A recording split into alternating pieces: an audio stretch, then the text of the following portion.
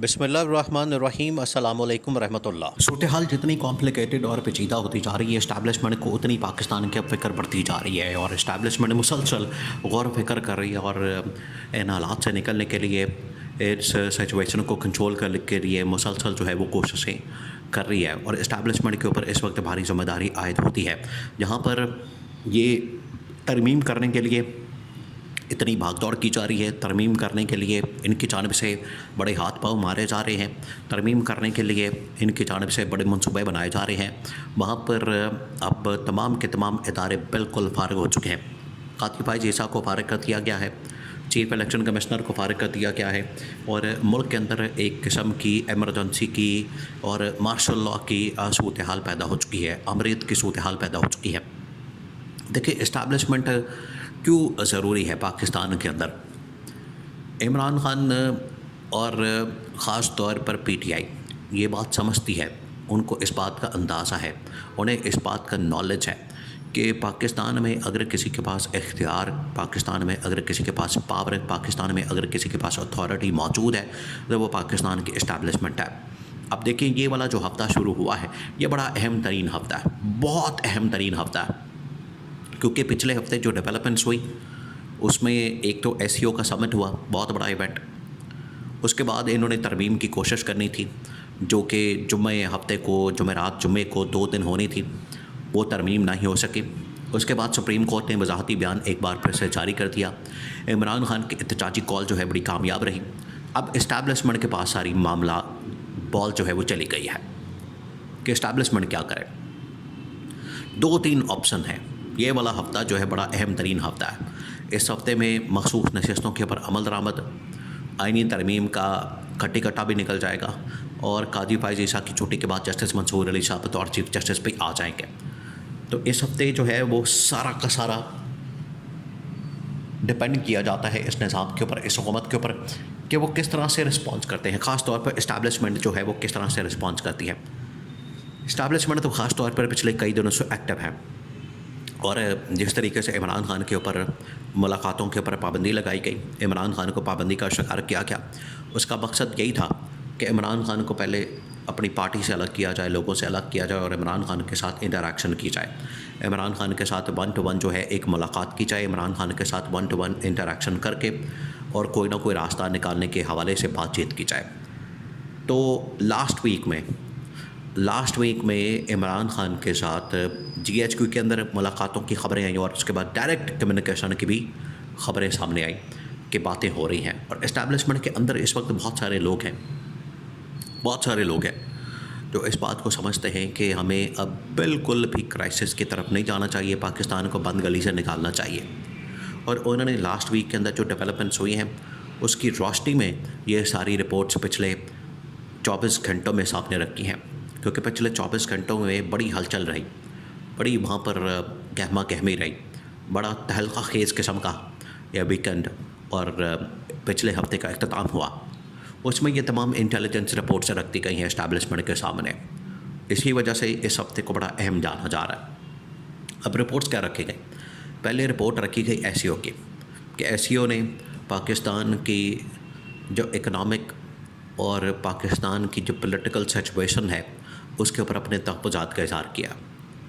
तो इसके लिए उन्होंने कहा कि हुकूमत ने क्या किया। इस्टेब्लिशमेंट ने जब ये सारी रिपोर्ट सामने रखी, पढ़ी, देखी, उन्होंने कहा कि इसमें हुकूमत ने क्या काम किया। हुकूमत ने तो कोई काम नहीं किया, हुकूमत तो पीछे फंसी हुई थी अपने कामों में। शहबाज शरीफ को सिर्फ वो खड़ा कर दिया था सलाम दुआ के लिए, मेज़बानी के लिए। वो आ रहा था, जैसे वलीमे में सबको रिसीव किया जाता है, इस्तकबाल किया जाता है, वैसे ही उसको बैठा दिया, खड़ा कर दिया कि तुम इस्तकबाल करते रहो। इसके अलावा शहबाज शरीफ ने क्या किया? कोई इन्वेस्टमेंट की बात, कोई सरमायाकारी की बात, कोई इंडिया को जवाब, कोई कश्मीर के मुतालिक बातचीत, कोई किसी चीज़ के ऊपर क्या इन लोगों ने कैश किया? नहीं कर सकते। देखिए, इकॉनमी आपकी मजबूत होगी, आप अपने पैरों पर खड़े होंगे, तब ममालिक आपकी बात सुनेंगे। तो इस्टेब्लिशमेंट ने सारा कुछ देख लिया। उन्होंने कहा हुकूमत ने हमें मरवा दिया, हुकूमत हमें फटे पे ले आई है, हुकूमत हमें जो है बिल्कुल ज़ीरो उसने कर दिया है। क्या निकला इसमें से? इतना ख़र्चा करके, इतना यहाँ पर पैसा लगा के, जो इतना हमने सब कुछ किया है, मुल्क के अंदर एक एससीओ कॉन्फ्रेंस की मेज़बानी की, क्या निकला इसमें से? कुछ निकला कहीं से आ रहा है कोई टका रुपया? नहीं आ रहा। तो हुकूमत ने ये जो ऐसे समिट था, इस अपॉर्चुनिटी को भी बिल्कुल ज़ाया कर दिया, इस मौके को भी ज़ाया कर दिया। फिर हुकूमत को एक और टास्क दिया गया। अब इस्टेब्लिशमेंट ने एक और टास्क दिया, SCO वाला तो बिल्कुल नाकाम हो गया। इस्टेब्लिशमेंट ने हुकूमत को एक और टास्क दिया था कि SCO समिट ख़त्म होना 16 को, 17 और 18, 2 अक्टूबर, दोनों दिन अक्टूबर के 17-18 अक्टूबर, ये 2 दिन हैं आपके पास। 2 दिनों में आप लोगों ने इस तरमीम को करना है हर सूरत में, और आपके पास कोई रास्ता नहीं। आपने इसको आगे नहीं ले जाने देना, आपने इसको आगे नहीं बढ़ने देना।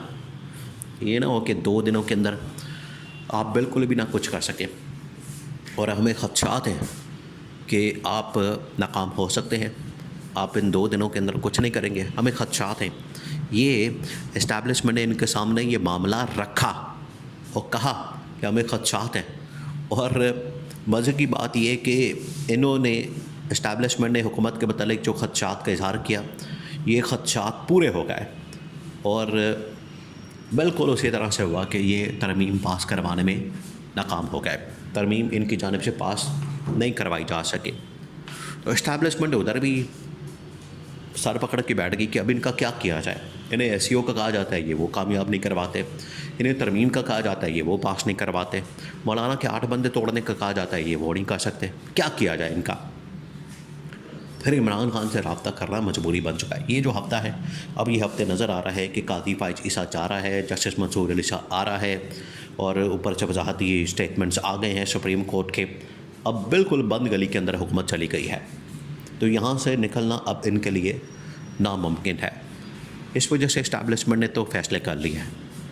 इस्टेब्लिशमेंट बिल्कुल एक्टिव हो गई है कि अब हमें अपनी वर्स्ट सिचुएशन के लिए तैयार रहना चाहिए, और हुकूमत की छुट्टी के लिए अब हमें बाकायदा तौर पर काम शुरू कर देना चाहिए, क्योंकि हुकूमत के होते हुए ना ये हमें रिलीफ दे सकती है, हमें किसी मसले से निकाल सकती है, और ना ही ख़ुद किसी मसले से निकल सकती है। उल्टा फंसा दिया हर चीज़ को, हर इदारे को, हर शख्सियत को।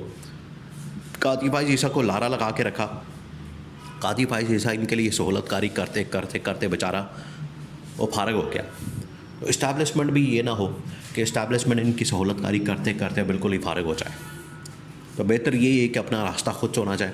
इस्टेब्लिशमेंट के सामने जो ऑप्शन आई हैं, और उन्होंने ये तमाम ऑप्शन टॉप मिलिट्री कमान के सामने रखती हैं कि ये है हमारे पास ऑप्शंस।